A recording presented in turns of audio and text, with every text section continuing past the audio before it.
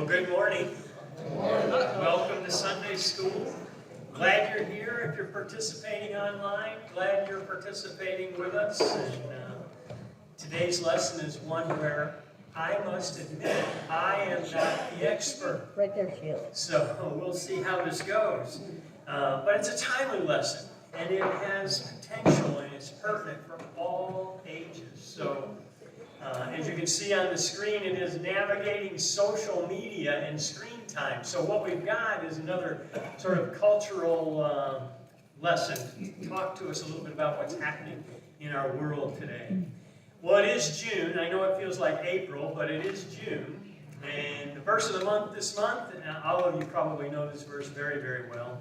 The Lord is my shepherd, I shall not want. Now what's interesting about that is that, I called up the definition of shepherd, and it's a metaphor, and it represents leadership, care, and guidance, something that we all need.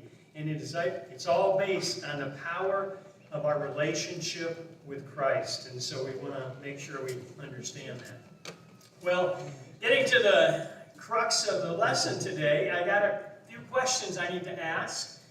First of all, does anyone in the class use social media? You don't have to raise your hand, just think about that for a moment.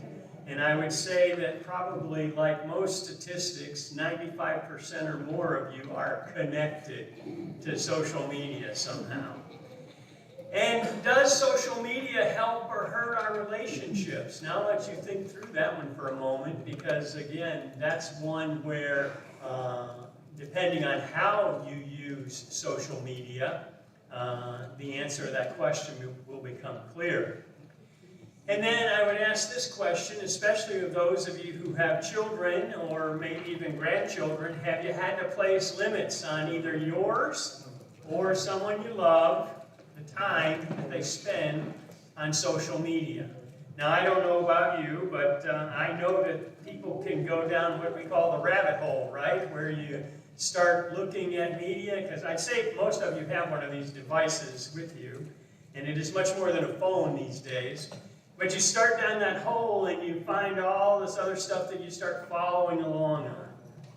Well, again, how do I, as a believer, approach or interact with social media?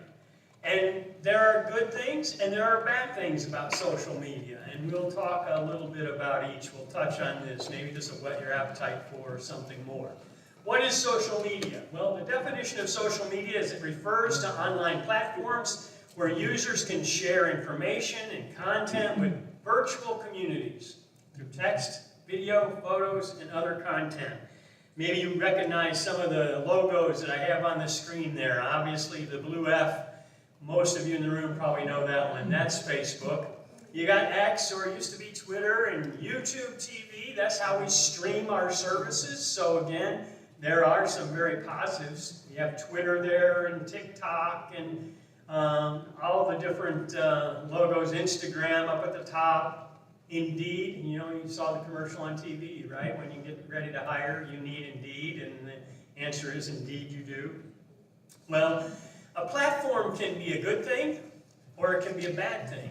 And so we're going to talk a little bit about this and see what some experts are saying about social media. What's the word on the street? So the American Psychological Association, they gave us this information. I won't expect you to read it all, but I did underline one sentence in that whole definition. Social media use is not inherently beneficial or harmful. In other words, that's sort of a neutral statement, right?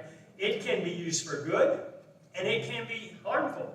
And if you go on down into that definition, toward the bottom, it talks about the idea of cyberbullying, something you've probably heard about, disinformation, something you've heard about, and hate speech, another thing that you've probably heard about, and I think the actual piece of this that's important for us to recognize, at the extreme, social media use can interfere with your sleep. Now, I don't know about, all of us are a little one up in years, and hopefully social media has not robbed you of your sleep because you're tied up in what's happening on the web. It robs you of physical activity. Pastor and I were just talking about, in the days when we grew up, it was like get outside and play, and now you have your kids or grandkids come by and everybody's sitting with a tablet or an iPhone or whatnot, and they're tied into their social media. And it really does harm in-person social interactions. And so we'll talk a little bit more about that, and we'll hear an expert share a little bit about that. So that's the American Psychological Association. Well, the government has even weighed in on this. Social media and youth mental health is a study that's been published probably about 2 years ago now. And the key takeaways from that advisory are on the screen for you. And the statement is interesting because it tells me what? Social media use by young people is nearly universal. The statistic I shared with you is one that they would publish. About 95% of young people are on social media today.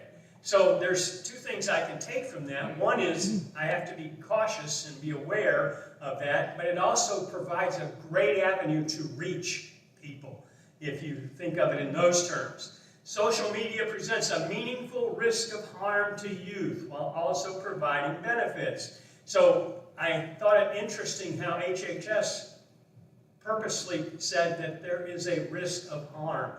And so as a guardian of some young person, a young child, or whatnot, you need to keep that in the back of your mind, that there are risks associated with this. And, they give a sort of a neutral statement as well, that they can't conclude that social media is sufficiently safe for children and adolescents. In other words, I don't know, could be good, could be bad. They can't conclude that. But I like the fourth bullet because it's really something that sort of that challenge, a call to action, if you will, for us. We can take immediate action to make social media safer for young people. And we need to be alert, don't we? Why? Because, the scriptures do teach us that our adversary, the devil, goes about as a roaring lion seeking whom he may devour. Well, again, you can't probably read this, but again, Surgeon General, I highlighted a statement from him. Dr. Vivek Murthy, said that social media is a contributing factor in the mental health crisis among young people. Now, I don't know, it seems like we hear a lot about young people, those 18 to 24-year-olds that do really bad things. And some of this may be related to the time spent with social media. And interestingly enough, this is from the Associated Press. It's an article that was written in June of 2024. So just if you wanted to reference it, he goes on and talks about the importance of being aware of what's going on around you and how social media is impacting and I almost said infecting, maybe that's the right word, affecting you. Here is what he says also in his article. He was a big proponent of putting warning labels on social media. Now, most of you, this is not social media, but this is, cigarettes, and, if you carry around a pack of those, the Surgeon General's warning is on every one of them in some form or another. This is one that came out in, I want to say, 1965. So that's how long these warnings have been around. But it's important for us to do what? To see the risk of harm. That, as a parent or as a grandparent, I want to tune you into that. See the risk of harm. Well, Dr. Vivek Murthy was at the Cleveland Clinic a couple years ago, and he was giving his talk, and I was fortunate enough to be in the audience for that talk. Well, on Meet the Press, he gave a little spiel, and if we can play that right now, that would be great. It'll be a little commercial, and then you'll hear from him at Meet the Press.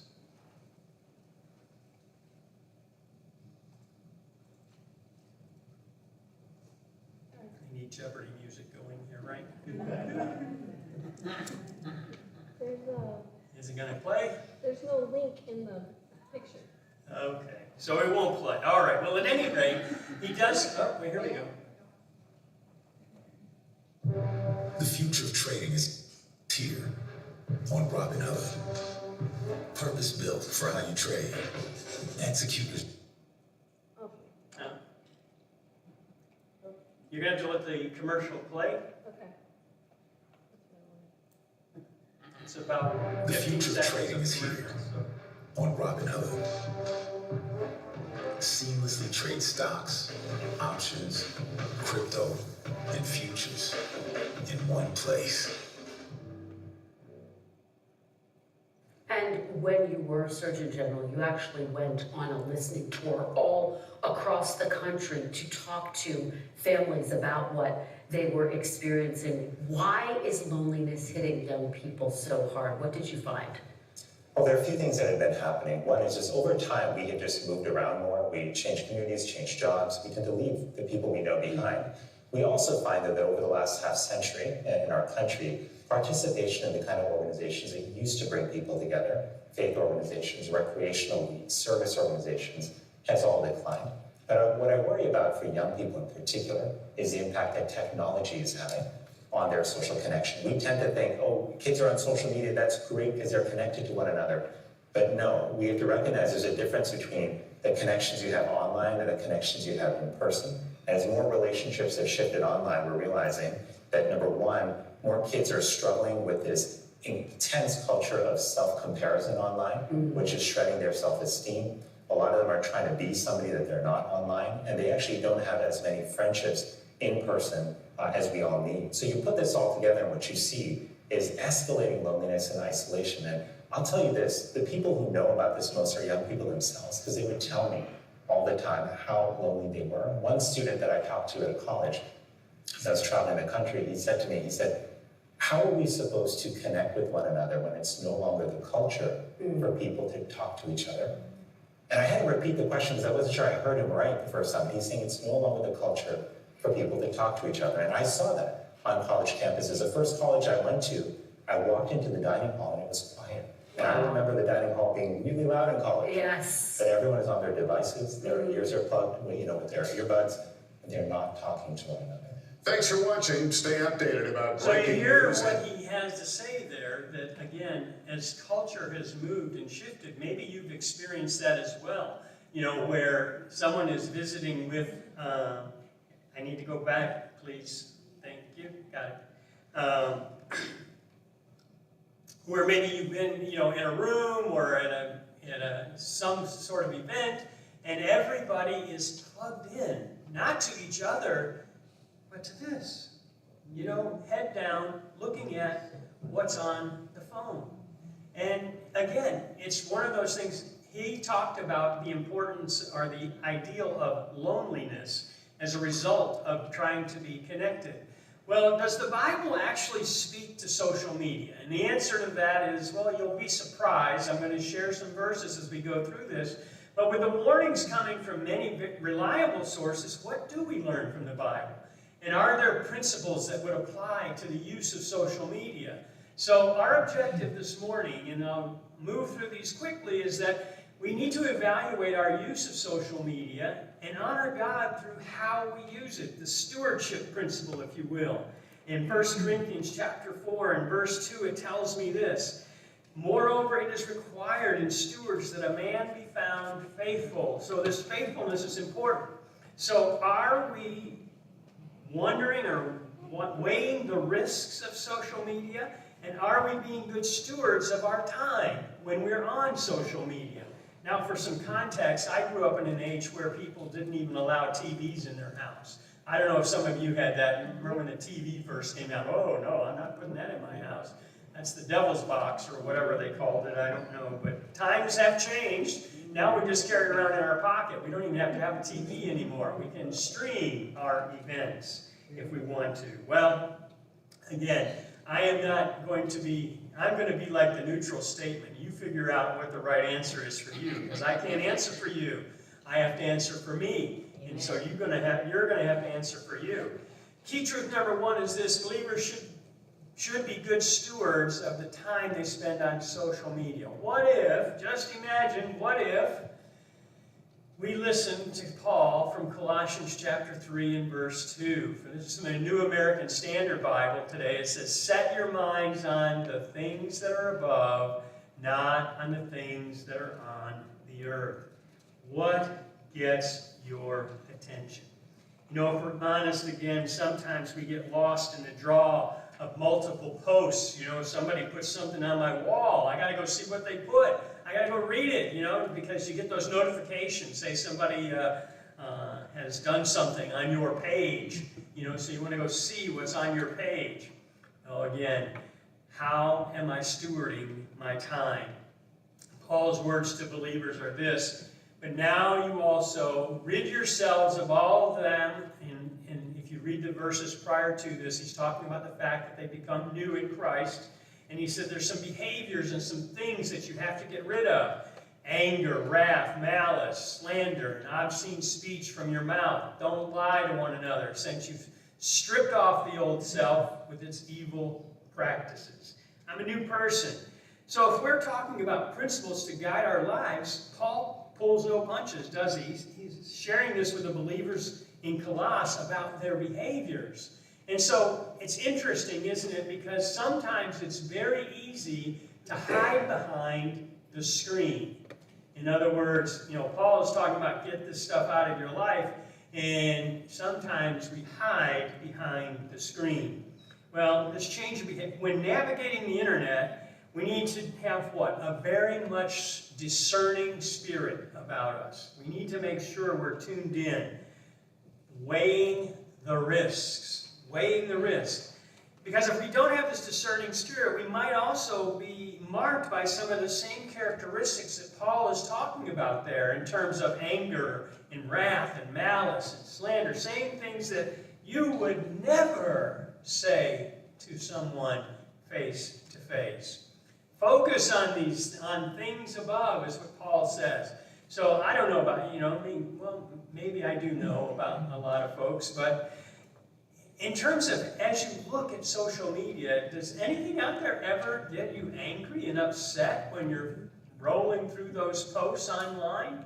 Now think about that. This is something that somebody put online that really, you know, unfortunately, you know, if I was back in the LeBron James day, I'd throw a thing of powder up in the air. It's gone. It's out there. It's never coming back. Even though one of the apps, Snapchat, says it all goes away. It doesn't all go away.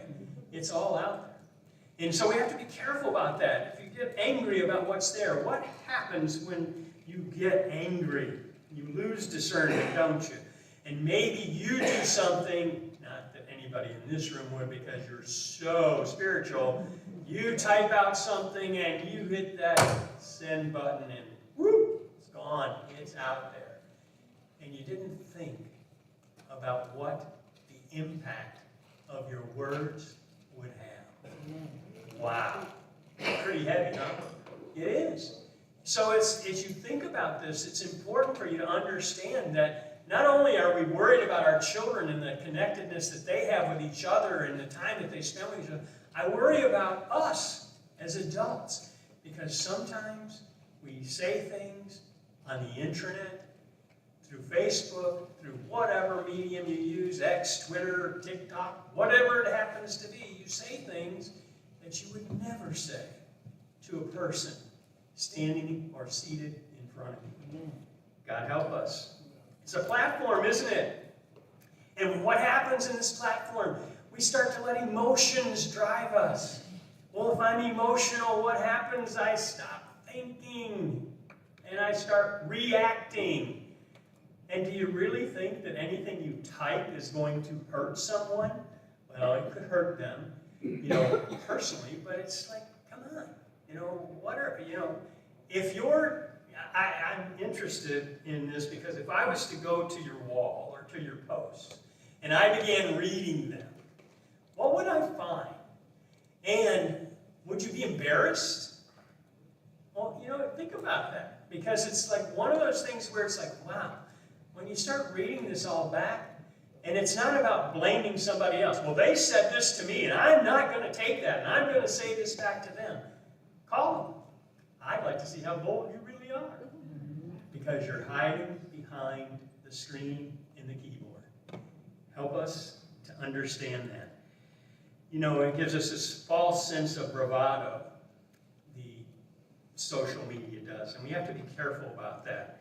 And as we think about this, it is a platform. Remember, it's a platform. And on a platform, I'm on a platform. You all can see me. Other people can see what you do on the platform. That's why there's risk, but there can also be benefit. We have to be careful. Well, we can make a difference by what? Being different. Notice what Paul says, Colossians 3:10, New American Standard. He says, and have put on the new self. I highlighted that, which is being renewed to a true knowledge according to the image of the one who created it. So again, this idea that as we come to Christ, things change. We can be different by being different. And notice he says in verse 12, put on a heart of compassion, kindness, humility, gentleness, and patience. Paul is giving us principles to apply to life and the behaviors that we have. Well, I'm reminded of a song. Some of you will know this song. You know Glenn Campbell, don't you? Well, in 1970, he wrote a song, Try a Little What? Kindness. Try a little kindness. Paul's talking about it years and years before Glenn Campbell ever wrote the song. But if you needed the song to sort of remind you that you need to be kind to one another, it's a good way to do that. One of the lines in that song says this, just shine your light for everyone to see. That's an important message, isn't it? Well, just in case, believers should be good stewards of the time they spend on social media, but just in case you needed some more words of caution, and that's what I'm doing this morning, I want to give you some words of caution. The Anxious Generation by Jonathan Haidt, who wrote this book, he describes some of the opportunity costs for screen times. Now, in case you don't know, opportunity cost is an economic phrase. It means that if I'm spending time here, I don't have time to spend over here. So my opportunity cost is that loss of the time that I have to spend over here doing other things. Social development is delayed. Imagine that. Would we really want our children's social development to be delayed because we were allowing them to spend time on the web? Sleep deprived, again, we talked about that earlier. Some of these are just in alignment, very much so, with what Health and Human Services said. Short attention span. This is interesting, isn't it? And you can probably see it in kids. If you taught in the back, you taught kids, you realize you have to keep moving along quickly because they don't have the attention span to stay with you long. Preachers might say the same thing about us. We don't have an attention span to stay with them long. And it is a motivation toward addictive behaviors. All of a sudden I can become addicted to what's going on out there. And interestingly enough, the warning signs are everywhere. Facebook, probably the largest, it's called Meta now, but one of the largest social media platforms, they've done their own studies. And in their studies, it's shown that there are harmful and negative psychological effects with social media. No wonder the Surgeon General wants a warning label on social media. These are the folks that own that platform that we so commonly use. I don't. You'll never find me on Facebook unless, in COVID, I think I did the lessons on Facebook, but I don't have a platform, I don't have a page, I don't have that. But if you have that, and again, the warnings are there. Well, second key truth on this is that believers should choose to honor God through their social media usage. Again, Paul talking about things that are out there. Have you ever felt like you just don't have time for anything? If I was to go around the room, everyone probably in the room would say, I am just so busy. Really? Okay, let's go with that. Maybe you are, but let's look at what principles Paul has to say about being busy. He says to me, all things are permitted, so, I'm not telling you can't use that platform that you want to use, but not all things are of benefit. Don't you like the way you couch that? He said, look, okay, you could do that, but maybe it's not quite as beneficial as you'd like it to be. All things are permitted, but not all things build people up. Interesting way he concludes that verse. It's about encouragement, isn't it? What if all that I did was to build you up? Wow. What a great place this would be, right? Please point out to me when I fail in that area, and I'll do better. I want to do my best, because I'm not necessarily serving you. I'm serving the Lord, and I want to give him my best. Well, again, how does my social media behavior impact those who see it? It gets back to that idea, if I was to scroll through your posts and your screen time, you know, and look and see where you are, what you're landing on, what you're looking at, what you're posting, what you're saying, you know, what would that tell me about you? It would tell me a lot. And sometimes it might tell me things that you don't want me to know. Remember that. Weigh the risks. If you don't take away anything else, I want you to remember those 3 words. Therefore, whether you eat or drink or whatever you do, notice what he says, do all things for the glory of God. So, is my platform edifying or embarrassing? Wow. Interesting, isn't it? You know, pretty broad statement, pretty broad advice that Paul gives, but it is important for us, isn't it?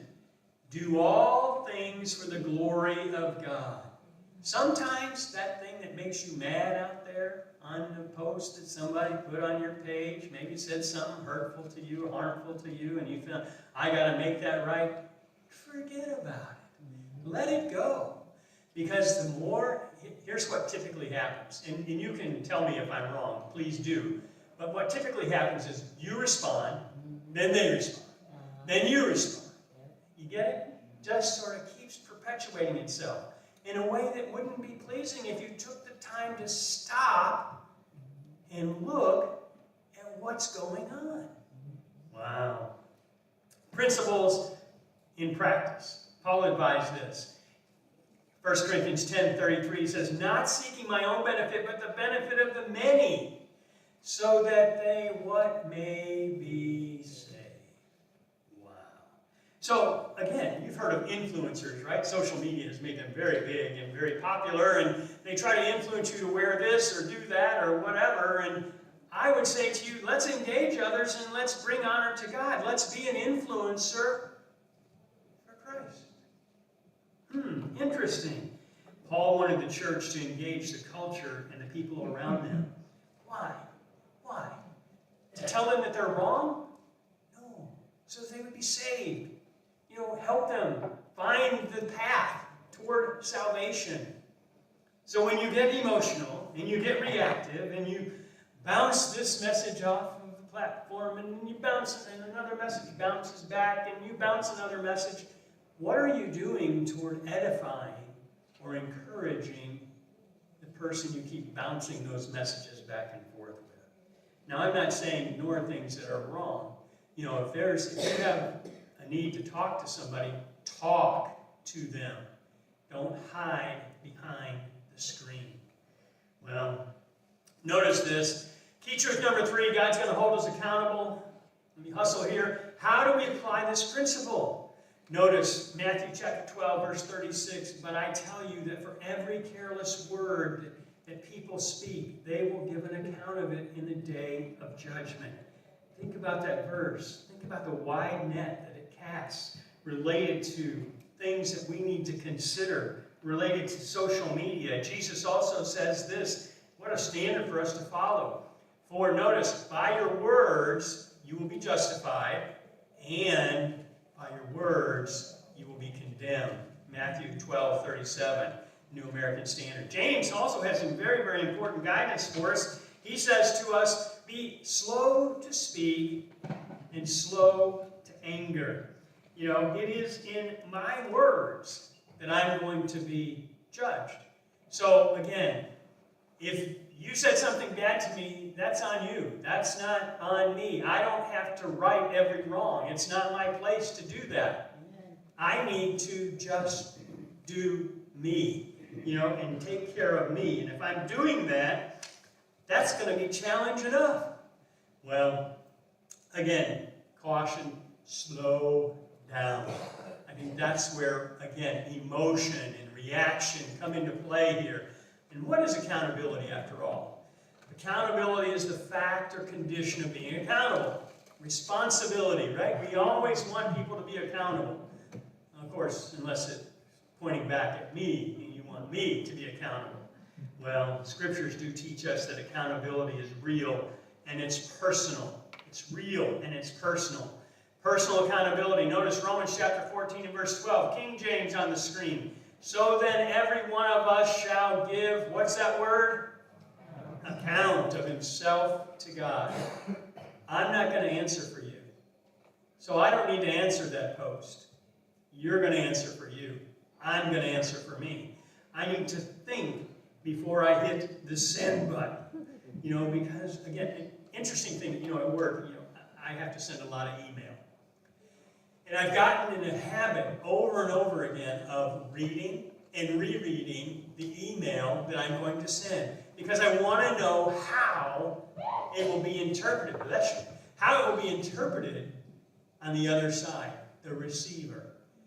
That means I can't be sending things emotional. I can't be reacting to some email that I get that, yeah, it's real crazy, stupid, it shouldn't have been sent. But that's not my point. My point is like, look, this is a reflection of me. So when you get angry, or you get emotional, and you get reactive, and you're on the platform, whatever platform it is, remember that what you post out there is a reflection of who you are.